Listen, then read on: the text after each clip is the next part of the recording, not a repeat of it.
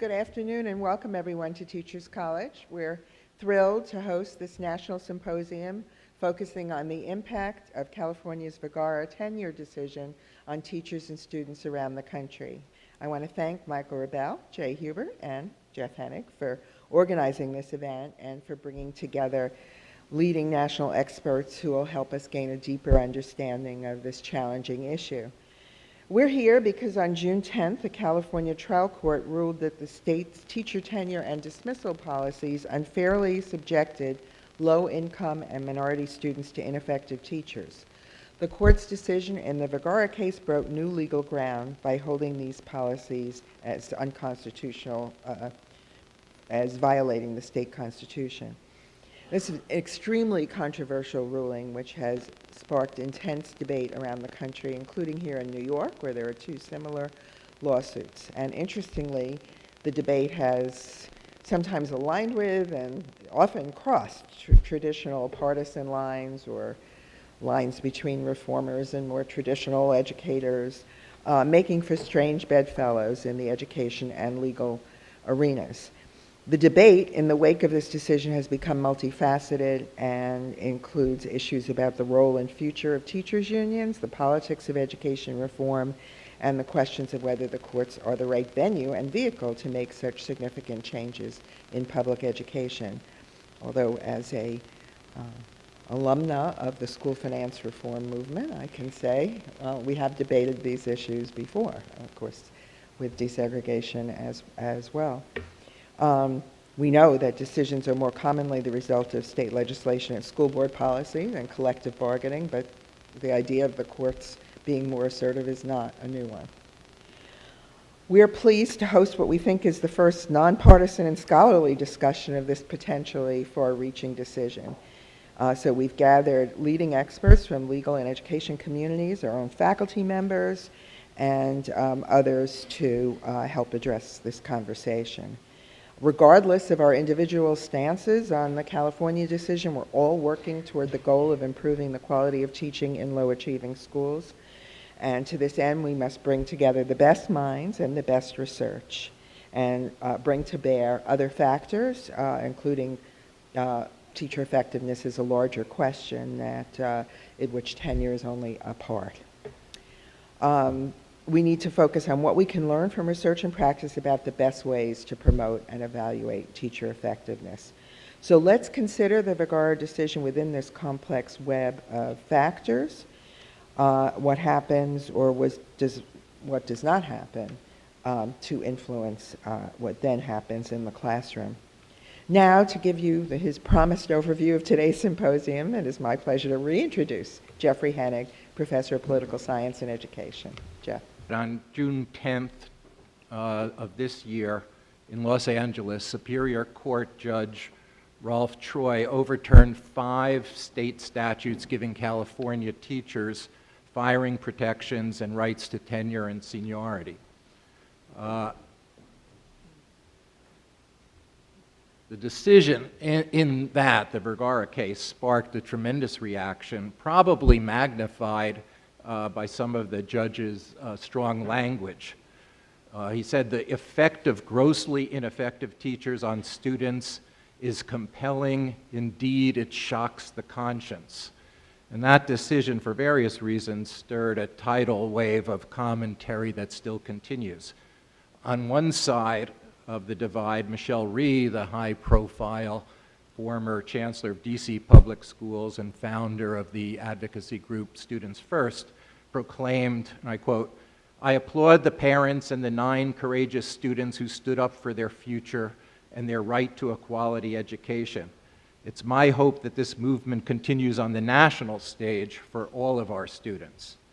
On the other side, Randy Weingarten, president of the AFT, declared, "It's surprising that the court, which used its bully pulpit when it comes to criticizing teacher protections, did not spend 1 second discussing funding inequalities, school segregation, high poverty, or any other out-of-school or in-school factors that are proven to affect student achievement and our children."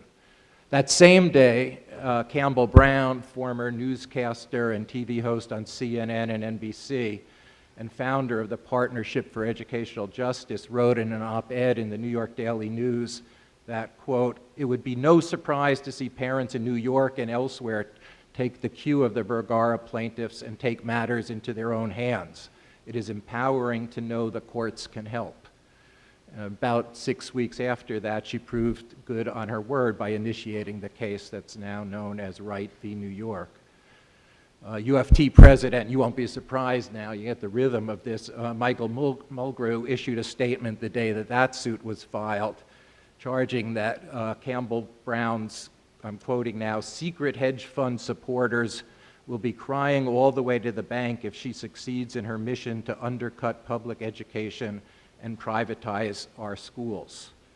And about the same time that this suit was filed, on July 3rd, a separate case, parallel in some ways, but not others, as we'll find out later in the day, was filed in Staten Island. New York parent activist Mona Davids, who's the named plaintiff and who will be speaking here later, declared, "It's great that the lawsuit coincides with Independence Day. We're declaring independence so our children will be put first."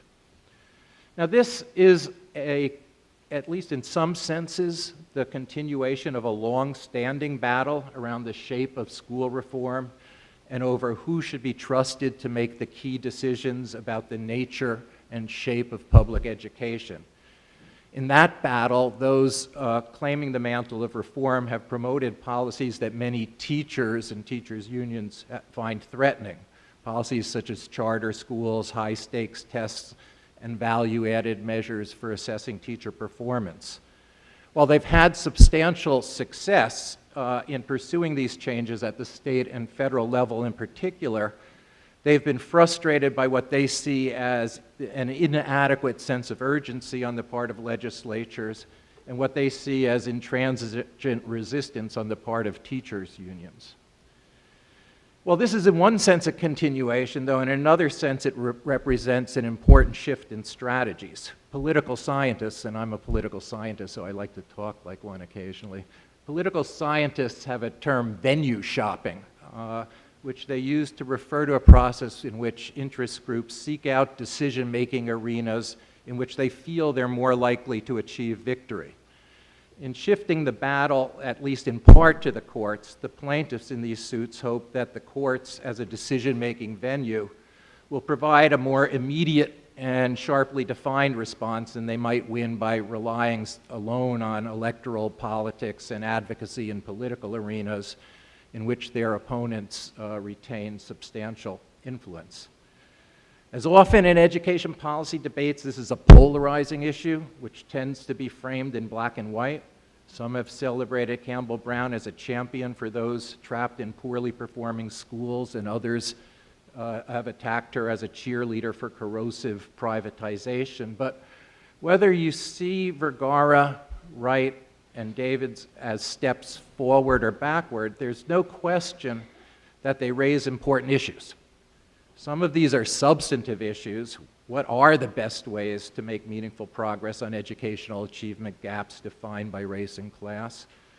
And some have to do with fundamental theories about democratic decision-making and deliberative democracy.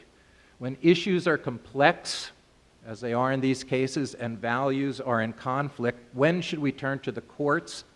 And when are we better off relying on the messy works of pluralist politics, legislative bargaining, and lobbying and electoral muscle? These are the issues, that we hope to be wrestling with today.